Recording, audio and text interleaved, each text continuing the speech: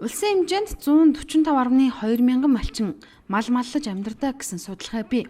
Нийт малчин өрхийн 118 мянган өвөлжөө аварж байгаа албан ёсоор бүртгэлжүүлсэн байх юм. Уг нь малчид өөрөө өмч болсон өвөлжөө аварж байгаа бүртгэлжүүлж тухайн газартаа үл хөдлөх хөрөнгөд тооцогдох барилга объектыг барьвал малчдын өвөлжөө аваржааг эдийн засгийн эргэлтэд оруулах боломж өртөхийг барилга бот байгуулалтын яамнаас мэдээллээ. Жишээлбэл малчин арилжааны банкнаас зээл авахар болоход тухайн өвөлжөө аварж байгаа барьцаа болгоо ашиглаж болох юм.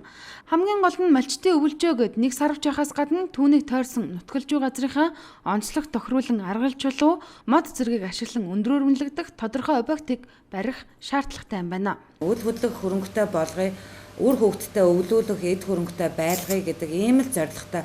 Гэхдээ энэ одоо ажлыг эрчимжүүлэхдээ бид мэдээллийг малчдаа маш сайн түгээж өгөхгүй бол энэ асуудал маань нөгөө хий дэмий хоосон ажил болж хувирах гэдэг байна. Нүүдлийн аж ахуй эрхэлж буй малчдын хувьд үл хөдлөх хөрөнгө эзэмших боломж хомс байдаг. Иймээс тэднийг хөрөнгөжүүлэх эзэмшилт буй малын бэлчээр газрыг нь эдийн засгийн эргэлтэнд оруулахаар малчдын өвөлжөөний газрыг үл хөдлөх хөрөнгөд тооцох бүртгэлийн ажлыг барилга бот байгуулалтын яамнаас орон даяар эхлүүлжээ.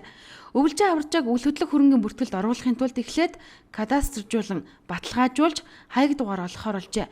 Мөн малчдын өвөлжөө аваржааг үл хөдлөх хөрөнгөний зах зээлийн анчтад дүүцүүлэн үнэлэх хэрэгцээ тулгарчээ.